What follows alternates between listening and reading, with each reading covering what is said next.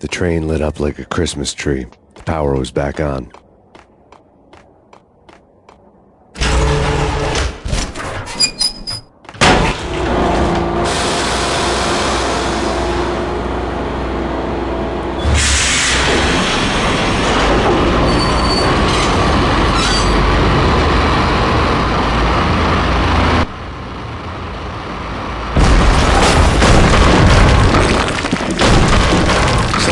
Being subtle.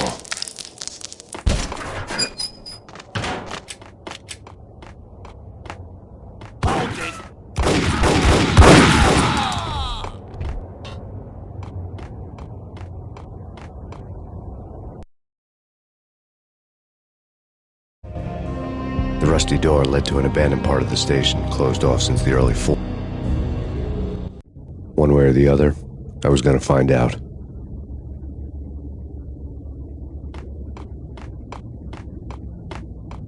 Did you hear something? What the hell?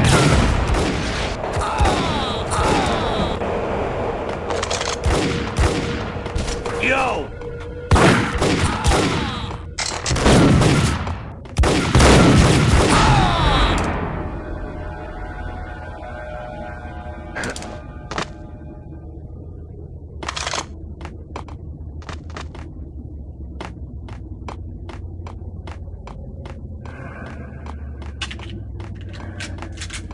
Like Lapino. Now that's spooky. Jack Lapino. Yeah, spooky.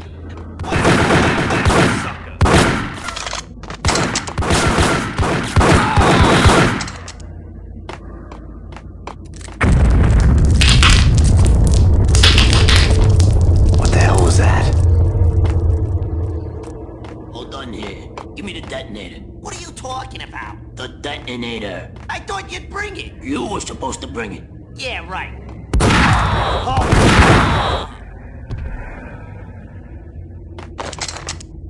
The door had been welded shut ages ago and the bomb was missing a detonator. What the? Okay, fellas. The police are on their way. New York's finest. They got...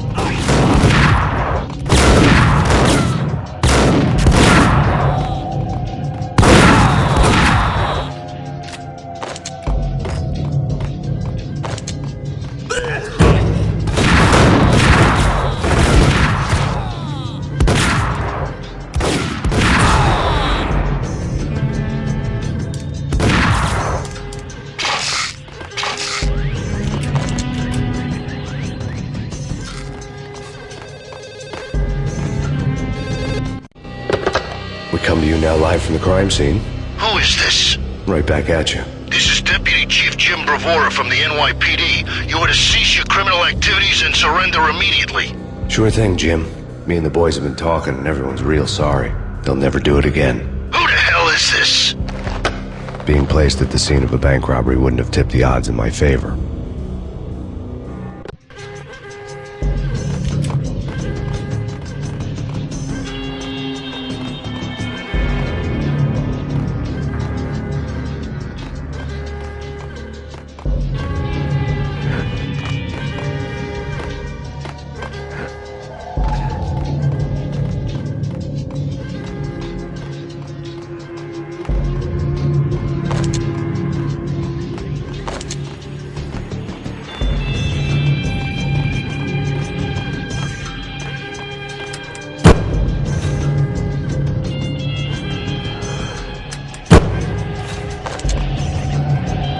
The bank robbers had left their tools on the table. Judging by the detonators, the crooks had bought enough explosives to send Lady Liberty into orbit.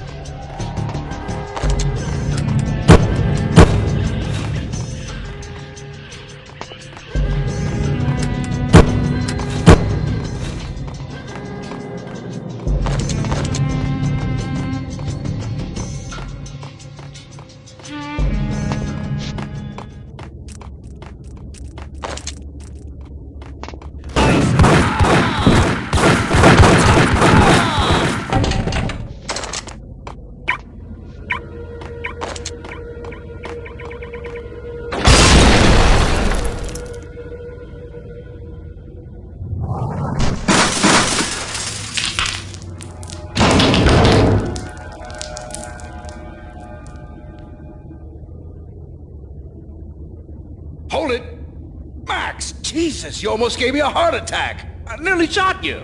Alex, am I glad to see you. What the hell's going on? There are more corpses here than at the city morgue. It's an armed robbery, a tunnel job straight to the Roscoe Bank vault through the old station wall. Is this why? This is Lupino's gig? This is Lupino's doing? Lupino's men? Really? You sure know how to pick a place? Can you get through? No, it's locked. We gotta get out of here. If it's Lupino, it's... Alex? Alex!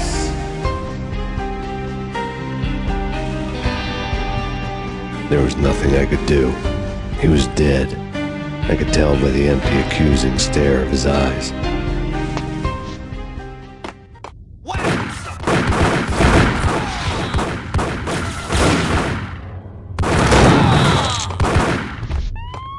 Let's get the hell out.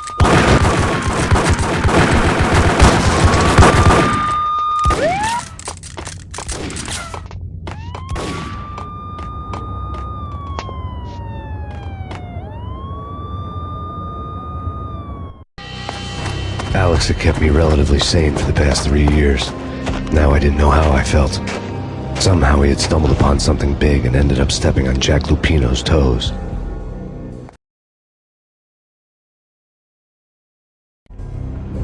Lupino ran his racket of sex, drugs, and contract killings from a sleazy hotel in a slum block of tenements. The NYPD was closing in. I could hear the sirens. Their wail was a crescendo. Lupino thought he could get us by taking Alex out and leaving me to take the fall for it. All he had gotten was my attention.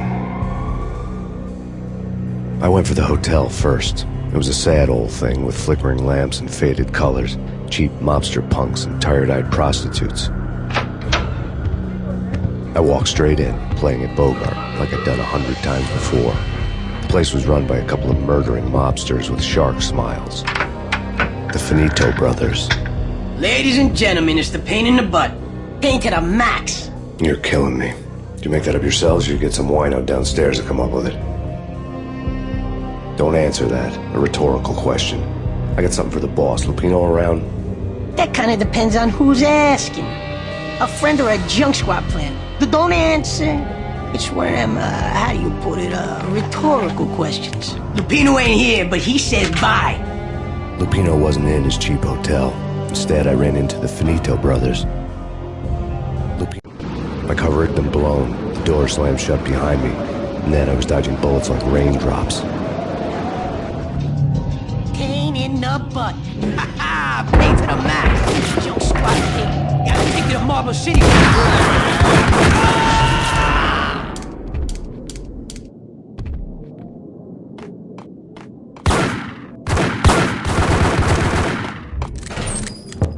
A letter on the desk caught my eye. Everything all right? Bosses? Joey? Vigilio? I had met Lupino only once. The gangster ran all his rackets through his right-hand man, Vinny Gagniti. Gagniti was a high-strung whiner on the verge of breaking apart, like an overamped Energizer bunny. He had the brains to run the business, but he lacked the balls, always falling short, taking his frustration out on underage addicts and call girls. The V deal goes down at your hotel. Jack's exact words, quote, "Vinny, you're in charge of this one," unquote. Rico Muerte's coming to see it through. Anything goes wrong and everybody's gonna get dead. Goes double for you. Treat this guy real good. Anything he wants, you give him. Don't screw this up or you're finito, finitos. A V deal meant added security, locked doors, and lots of nervous thugs with itchy trigger fingers. I'd seen nothing coming in, but that didn't mean it hadn't been there. Rico Muerte was a regular Kaiser Soze, a spook story told to keep the apes in line. 313. The Finitos had scribbled Muerte's room number on the note's margin. They're not answering. Call the others. Tell them to come quick. Okay, but we can't wait for them. We gotta go in now. Bosses! We're coming in! It's Payne! The NYPD has been out on massive killer storm. Jim Rivera, take whatever steps necessary. You think that Val here represents the NYPD has been out on massive killer storm. Jim. In his press conference today, The mayor stated that Valkyr represents a clear danger to New York and called for drastic actions to eliminate the problem. On today's top story, the Valkyr crisis worsens with the murder of DEA Special Agent Alex Balder. Special Agent Balder had been shot repeatedly from a point-blank range. The gunman has been identified as Max Payne. The noose is sure to tighten around this fugitive criminal as more NYPD units join the search to apprehend him. I had just gotten my 15 minutes of fame.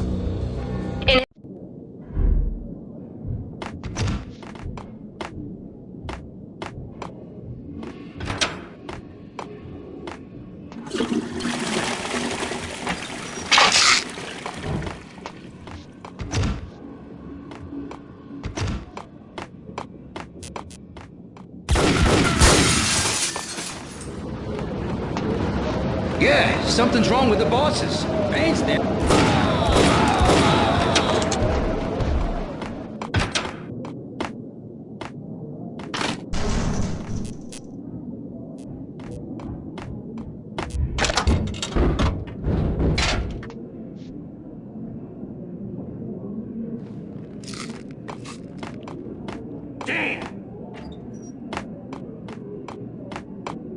Previously on Lords and Ladies. Lady Amelia, mark in on the time passes for our audience. Thank you, Lawrence. My lady. My lord. And now, an all-new episode of Lords and Ladies, brought to you in part by Acer Corporation.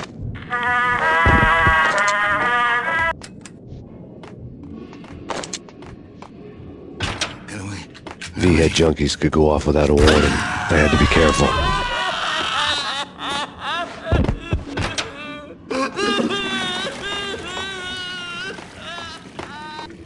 There he is.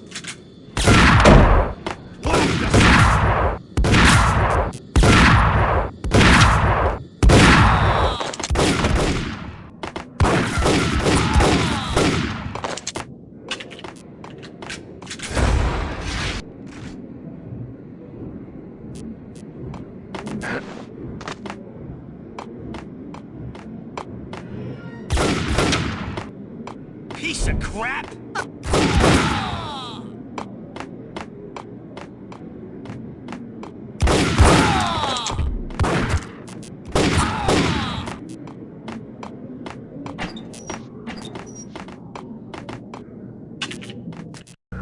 Tonight, the city's fight against the nightmare drug Valkyr took a turn for the worse as DEA Special Agent Alex Balder was found brutally slain at the Roscoe Street subway station. A suspect was seen leaving the site only moments after the shots had been fired, and the NYPD is currently in pursuit of Max Payne, a repeated felon believed to be armed and extremely dangerous. And now the weather. The worst winter storm in recorded history continues to pound the city.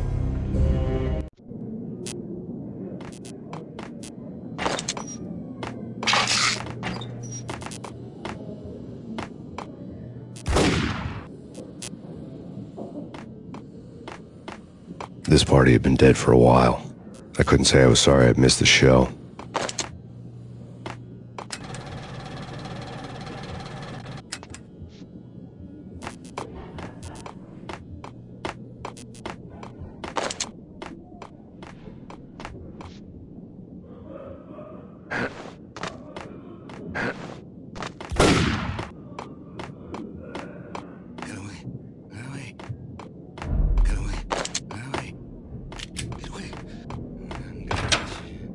Gun him down!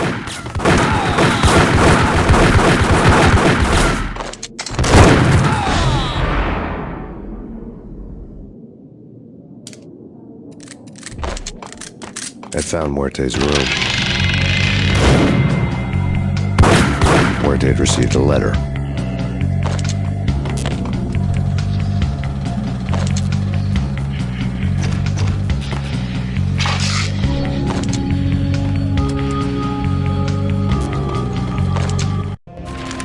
Our investigation had turned up nothing to link Angelo Punchinello, the head of the Punchinello family, to Valkyr. All tracks had ended with Jack Lupino. The letter in Muerte's room was signed by the Don himself. It was the first hint that the Kingpin knew what was brewing inside his syndicate. The trouble you got into after the Chicago screw-up. The Punchinello family bailed you out. You have been waiting for a chance to pay us back. One of our trusted boys has a monkey the size of King Kong on his back. We need your special skills for backup on a major deal. Collecting evidence had gotten old a few hundred bullets back. I was already so far past the point of no return I couldn't even remember what it looked like when I had passed it.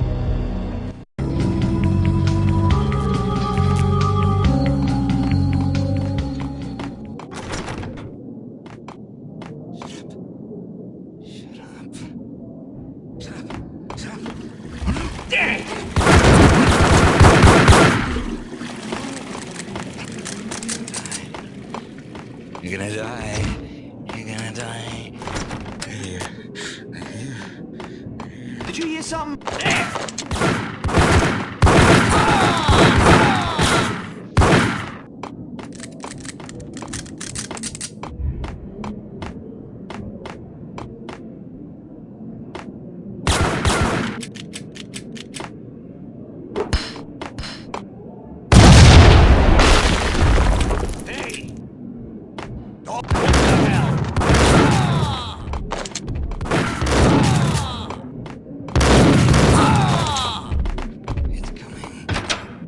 The hooker had left her diary on the table.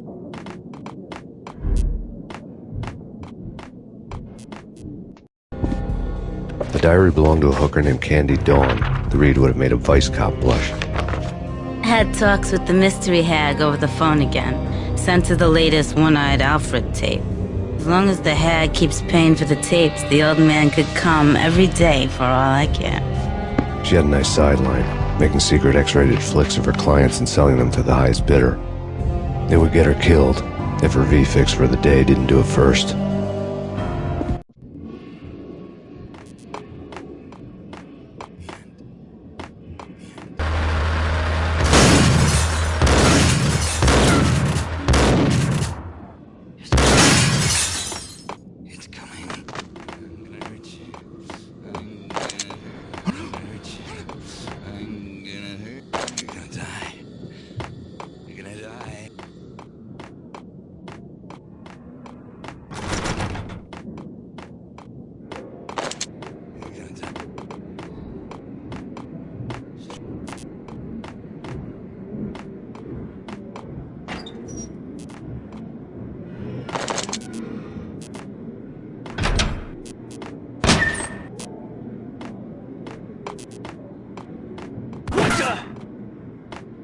It's him.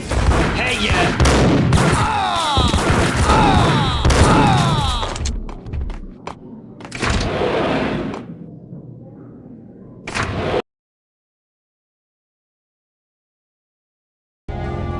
The old service elevator rumbled down to the bowels of Jack Lupino's hotel.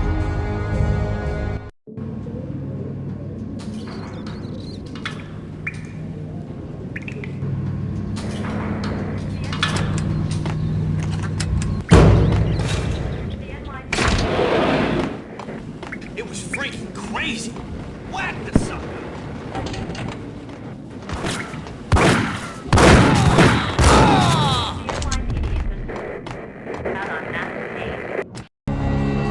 A winter storm warning is in effect in the whole tri-state area, as both freezing rain and heavy snowfall continue.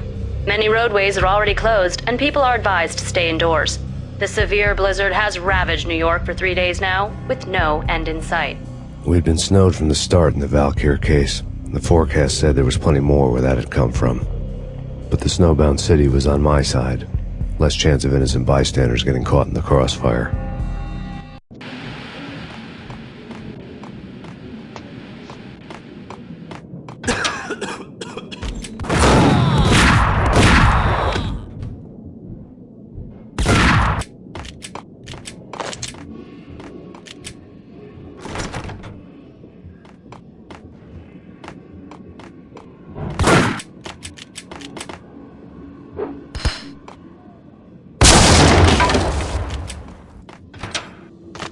Yo!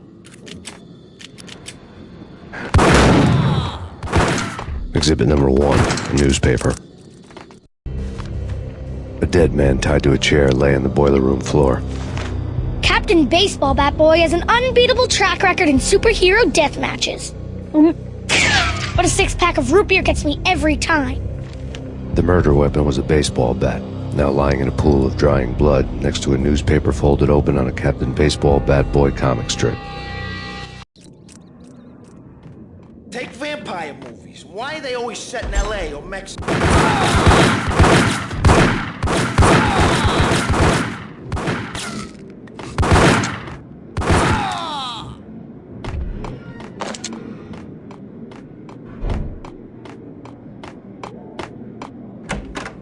Chill with the guns.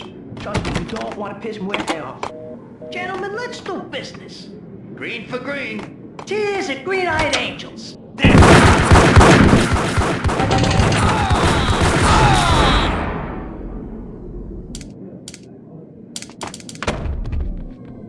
A lifetime ago, this would have gone down as a narcotics arrest.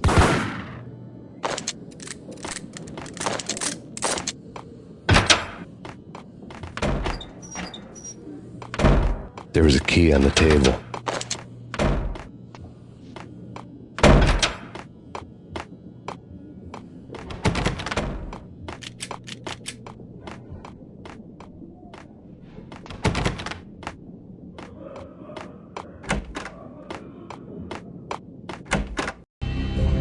Two mad dog killers, ready to murder each other. They step into the next room, and I'm thinking, now they're gonna do it. But no. They sit down in front of a TV and solve their differences with the Kung Fu fighting video game. I tell you, Candy, I was so depressed, I strangled them both with the video game cables. Oh, Rico, you're so bad. I am, ain't I? Rico Muerte, big-time hustler. Who the hell? It's that cop. Muerte went for his gun. Do something. There he is.